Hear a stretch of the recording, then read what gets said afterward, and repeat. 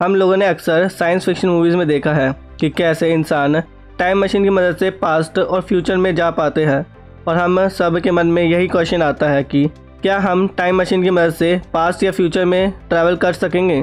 तो आज हम इस वीडियो में देखेंगे कि कैसे हम फ्यूचर में टाइम ट्रैवल कर पाएंगे।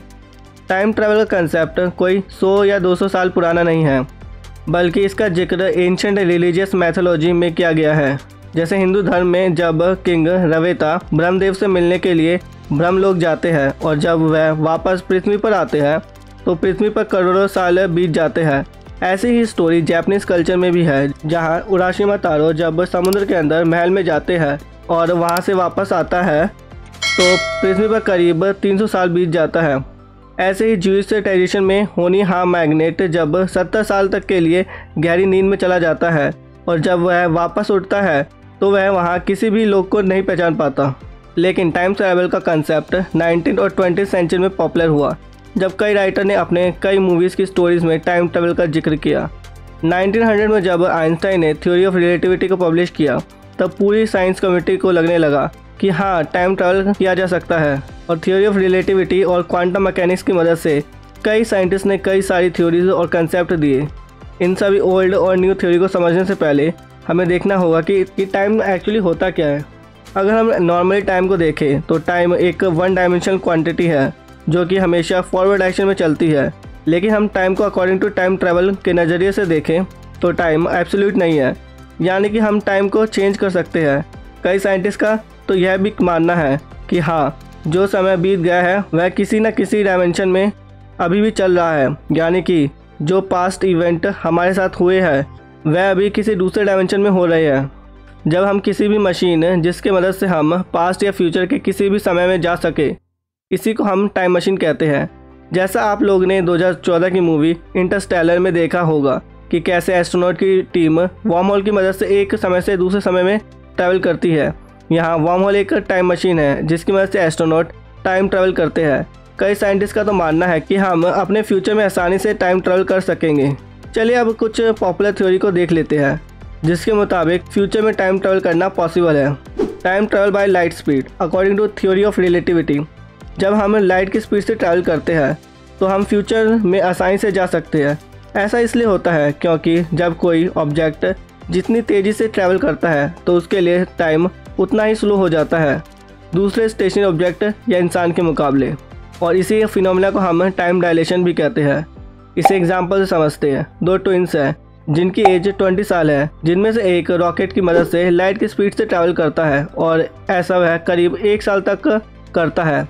जब वह वापस पृथ्वी पर आएगा तो उसके ट्विन ब्रदर के 1 साल बीत गए होंगे, लेकिन उसके लिए अभी बस कुछ महीने ही बीते हैं। एक्सपेरिमेंटली ऐसा देखा गया है कि जब हम लाइट के 90% स्पीड से ट्रैवल करते हैं तो उस ऑब्जेक्ट के लिए टाइम 2.6 टाइम्स स्लो हो जाता है। Time travel by using gravity. जैसे जैसे ग्रेविटी बढ़ती है तो समय भी स्लो होता जाता है कि जो लोग इक्वेटर के करीब रहते हैं उनका टाइम स्लो हो जाता है पोल में रहने वाले लोगों के मुकाबले। यह इसलिए होता है क्योंकि पोल पर ग्रेविटी कम होती है, जिसकी वजह से टाइम फास्ट बीतता है। 2010 में NIST रिसर्च लैब में एक एक्सपेरिमेंट किया गया जिसमें 2 एटॉमिक क्लॉक का उपयोग किया गया, जिसमें से एक क्लॉक को 33 सेंटीमीटर ऊपर रखा गया दूसरे क्लॉक से। साइंटिस्ट ने उसके बाद टाइम डिफरेंस को नोट किया तो उन्होंने देखा कि लोअर क्लॉक कुछ मिली सेकेंड से पीछे है दूसरे क्लॉक से, क्योंकि लोअर क्लॉक ने स्ट्रॉन्ग ग्रेविटी को महसूस किया। तो अगर हम फ्यूचर में टाइम ट्रैवल करना चाहते हैं तो हमें ब्लैक होल के करीब जाना होगा, और जैसे जैसे हम ब्लैक होल के इवेंट होराइजन के करीब जाएंगे वैसे ही ग्रेविटी भी स्ट्रॉन्ग होती जाएगी और हमारा टाइम स्लो होता जाएगा और हम कई साल फ्यूचर में चले जाएंगे। टाइम ट्रैवल बाय परसेप्शन एक और मेथड जिसकी वजह से हम फ्यूचर में टाइम ट्रैवल कर सकते हैं अगर हम अपना टाइम परसेप्शन को स्लो कर दें, जिसके लिए हम अपने बॉडी के प्रोसेसेस को स्लो कर सकते हैं। बैक्टीरियल स्पोर जो अपने बॉडी के प्रोसेसेस को स्लो डाउन कर लेते हैं, जिसकी वजह से वह मिलियन साल बाद भी अपने मेटाबॉलिज्म को दोबारा से एक्टिवेट कर फ्यूचर में टाइम ट्रैवल कर सकते हैं। ऐसा ही कुछ मैमल्स जैसे बियर एंड स्क्वेल भी करते हैं।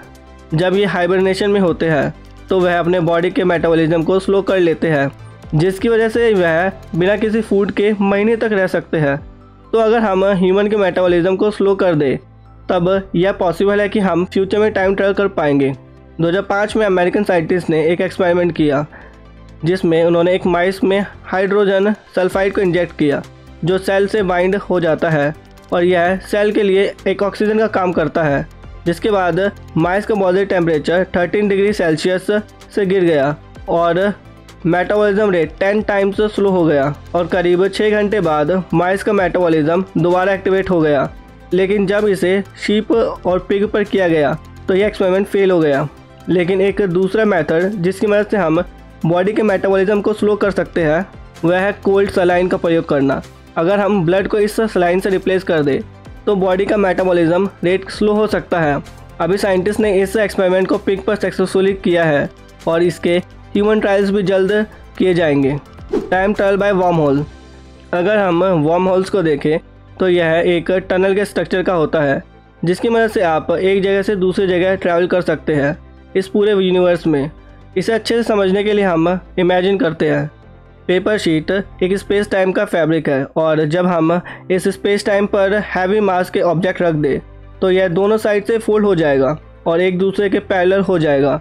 अगर हम इन दोनों के बीच एक होल क्रिएट कर दें अब यह दोनों के बीच सबसे छोटा रूट बन जाएगा जिसकी वजह से आप कुछ ही समय में स्पेस के दूसरी तरफ चले जाओगे।